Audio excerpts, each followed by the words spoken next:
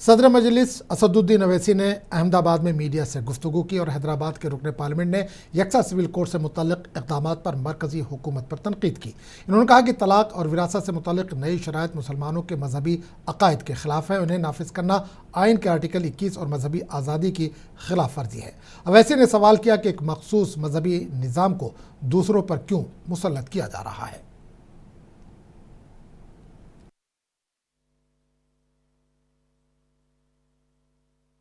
ये रिपोर्ट आपके पास है क्या? रंजना देसाई की रिपोर्ट आप मीडिया के पास है क्या?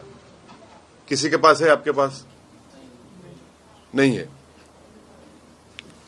पब्लिक को मालूम नहीं उस रिपोर्ट में क्या लिखा, जनता को पता नहीं कि उन्होंने क्या एसेस किया, और उन्होंने रिपोर्ट सरकार को दे दी और सरकार ने असेंबली में इसको बिल लाकर कानून बना दिया, क्योंकि लोकल बॉडी के इलेक्शन है।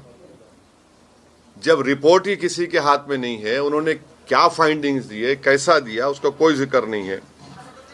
तो इसमें हो क्या रहा है कि Hindu marriage and divorce act है, हिंदू सक्सेशन एक्ट है, उसको पूरा लागू कर दिया आपने गुजरात के हर समुदाय के ऊपर सिवाय शेड्यूल्ड ट्राइब्स के ऊपर, जो गुजरात में करीब कितना 16% के करीब उनका 16% है ना, शेड्यूल्ड ट्राइब 16% के करीब उनका पॉपुलेशन है।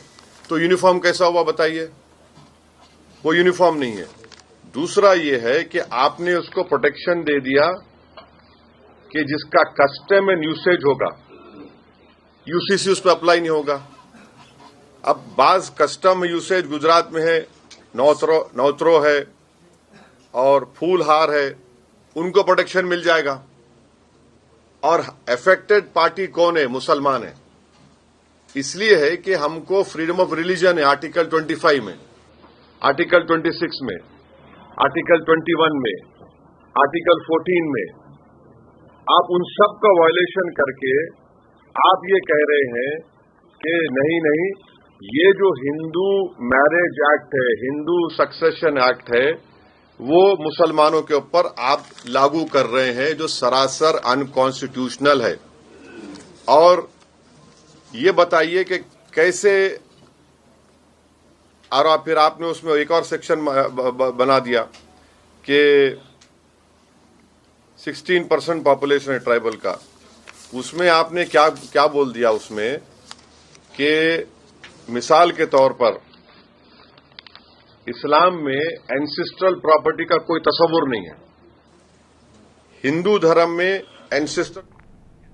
वज़ीर आला रेवंत रेड्डी ने बासर में वाक़े सरस्वती मंदिर के तरक्याती मनसूबा बंदी पर आला सतही इजलास मुनक़िद किया और ओहदेदारों को हिदायत दी कि मंदिर की तरक्की शास्त्रों के मुताबिक और अक़ीदतमंदों के जज्बात का ख्याल रखते हुए की जाए। इन्होंने कहा कि मंदिरों के अहाते में किसी भी किस्म की सियासी सरगर्मियों को रोकने के लिए सख्त क़वानीन बनाए जाए। वज़ीर आला ने मंदिर के अतराफ़ कुशादा सड़कों और सिर्फ बरक़ी गाड़ियों के इस्तेमाल को यकीनी बनाने की हिदायत दी। रियासती हुकूमत 225 करोड़ रुपए की लागत से निर्मल ज़िले के बासर में वाक़े मशहूर मंदिर के तरक्याती काम शुरू करेगी और मंसूबे का संग बुनियाद 6 अप्रैल को रखा जाएगा।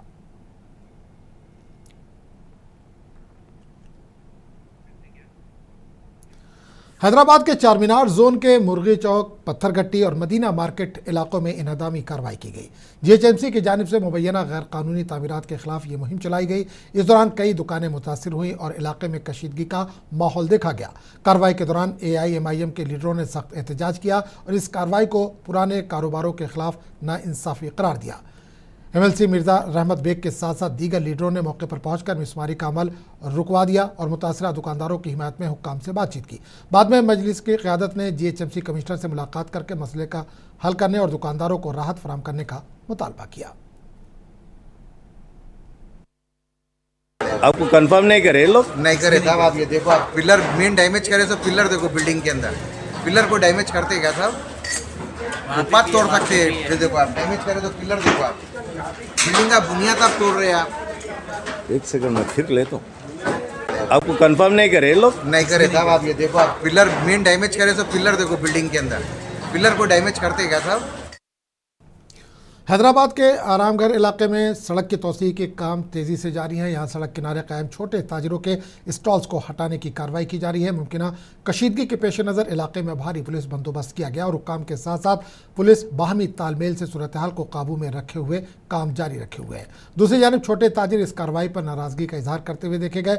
लोगों का कहना है कि इन्हें पेशगी इतला दिए बगैर हटाया जा रहा है, जबकि इन्होंने हुक्काम से कुछ मोहलत देने की अपील भी की। मुतासरा ताजिरों ने इल्ज़ाम लगाया कि पेशगी इतला दिए बगैर इनकी दुकानें मिसमार की जा रही हैं। मुतासरीन का कहना है कि हुक्काम इनकी बात पर तवज्जो नहीं दे रहे हैं। तो आज हैदराबाद और सिकंदराबाद में बड़े पैमाने पर बुलडोजर एक्शन देखने को मिला।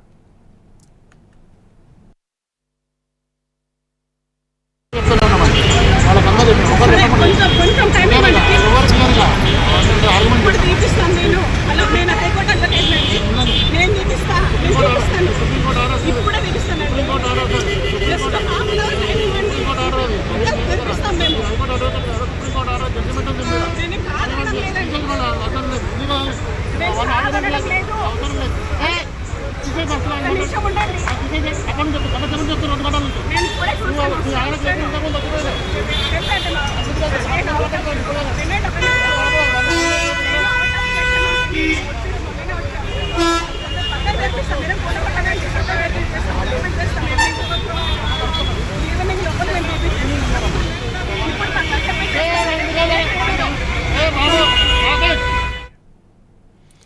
Golapalli Churkapalli reservoir anti all party struggle committee के ज़ेर एहतमाम मीडिया कॉन्फ्रेंस मुनक़िद की गई। ब्यारा ज़िला सदर जी यादव ने इस दौरान खिताब किया। उन्होंने इल्ज़ाम लगाया कि पालामुरू रंगारेड्डी प्रोजेक्ट के 90% काम साबिक़ हुकूमत के दौर में मुकम्मल हो चुके थे, मगर कांग्रेस हुकूमत बाकी काम मुकम्मल करने में नाकाम रही। इन्होंने बताया कि किसान गुज़िश्ता 95 दिनों से पुराने एहतजाज कर रहे हैं और हुकूमत से मुतालबा कर रहे हैं कि बाकी काम जल्द मुकम्मल किए जाएँ। जी यादव ने कहा कि 9 अप्रैल को साबिक़ वज़ीर आबपाशी हरीश राव एहतजाजी कैंप का दौरा करेंगे और इस मसले से आवाम को आगाह करेंगे। इन्होंने कारकुनों और किसानों से बड़ी तादाद में शिरकत की अपील की है।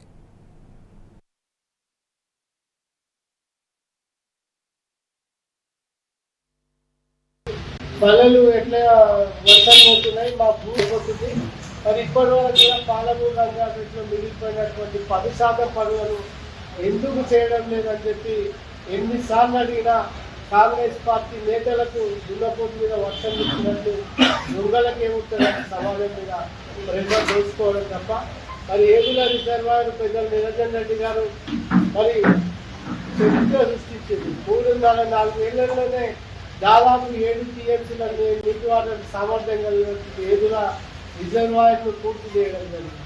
ఆ పూర్తి చేసిన సందర్భంలో వనపర్తి, పాందల్, పెద్దవ గణపూర్ మరి కోడేరు ప్రాంతాలకు కూడా నీళ్లు రావాలని చెప్పి ఒక ఓటింగ్ ఏర్పాటు చేసి దాని ద్వారా 40 నుంచి 50 ఎకరాలకు నీళ్లు అందించే విధంగా ఒక డిజైన్ కూడా చేయడం జరిగింది. మరి కాంగ్రెస్ నేతలకు సిగ్గు శరం ఉంటే మరి పాలమూరు రంగారెడ్డి నీళ్ళు పూర్తి చేసి మరి ఏదైనా రిజర్వాయర్ని నింపితే మాకు నీళ్ళు వస్తాయి.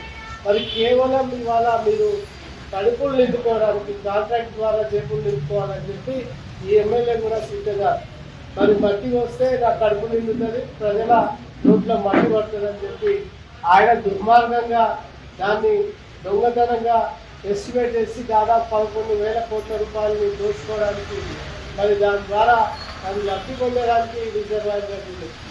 जगताल ज़िला के इब्राहिमपट्टम मंडल के वर्षाकुंडा में पेश आए मॉब लिंचिंग वाक़े के बाद मिली तंजीमें इंसाफ के लिए कोशा है। एक वफ़द ने तेलंगाना के नायब अमीर मिल्लत इस्लामिया हाफिज़ लईक खान की क़यादत में ज़िला सुपरिटेंडेंट पुलिस अशोक कुमार से मुलाकात की और वाक़े की तफसीली रिपोर्ट पेश की। इस वफ़द ने कहा कि तेलंगाना में कांग्रेस पार्टी के बरसर इक़्तिदार आने के बाद से तेलंगाना के गंगा जमनी तहजीब की धज्जियाँ उड़ाई जा रही हैं और ज़ाफ़रानी तंजीमें तेलंगाना के पुरान फ़ज़ा को मुकद्दर करने की कोशिश में लगी हैं। एसपी अशोक कुमार ने यकीन दहानी कराई कि वाक़े में मुलविस अफराद के खिलाफ सख्त कार्रवाई की जाएगी। हाफिज़ लईक खान ने रियासत में फ़िरक़ावाराना हम आहंगी को नुकसान पहुँचाने पर तशवीश का इजहार किया और हालिया वाक़यात की गैर जानिबदाराना तहक़ीक़ात का मुतालबा किया कि हर मुमकिन कोशिश करने का एसपी साहब ने तयक़ुन दिया है।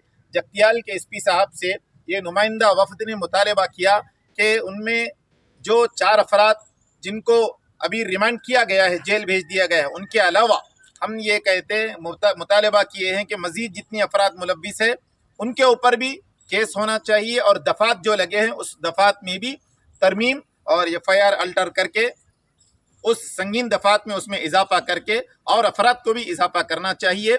SP साहब से मुलाकात के बाद हमको उम्मीद है कि इंशाअल्लाह इस तरह के जितने अफराद हैं उनके ऊपर SP साहब कड़ी कार्रवाई करेंगे और मज़ीद दफात और मुकदमे में संगीन जो जुर्म हुआ है उसके मुताबिक मज़ीद दफात में इजाफा होगा।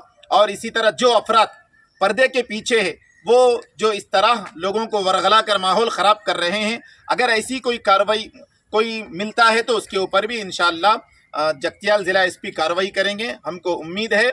और हम आज ये कहना चाहते हैं कि जितनी सेकुलर पार्टी के लोग हैं बड़ी इंतखाबात के मौके पर तो आकर हिंदू मुस्लिम भाईचारगी की बात करके वोट बटोरते हैं, लेकिन आज हमारे पास हम जगतियाल आए हुए हैं इसलिए बोलना पड़ रहा है मजबूरन। जगतियाल के जो जीवन रेड्डी साहब है वो MP इलेक्शन तो लड़े, जगतियाल से निज़ामाबाद तक करीब 2 लाख मुसलमानों के वोट मिले, लेकिन आज का जो वाक़या हुआ वो बिल्कुल उसमें गायब है। और इसी तरह जगतियाल में मंदिर ईदगाह के पास लाकर ईद के दिन माहौल ख़राब किया गया, उसमें भी जीवन रेड्डी साहब खामोश है। और सिर्फ जितने लोग और दूसरे भी जो है सेकुलर पार्टी के लोग हैं उनको इसमें आगे आना चाहिए, इस तरह की हरकत कोई भी ना करे। इसके लिए सख्ती से उनको सिर्फ इलेक्शन के मौके पर ही नहीं, बुराई को बुराई बोलो, अच्छाई को अच्छाई बोलो, और जो लोग भी कानून को हाथ में लेंगे उनके खिलाफ सख्त कार्रवाई का कम अज़ कम सेकुलर पार्टियों के लोगों को तो मुतालिबा कर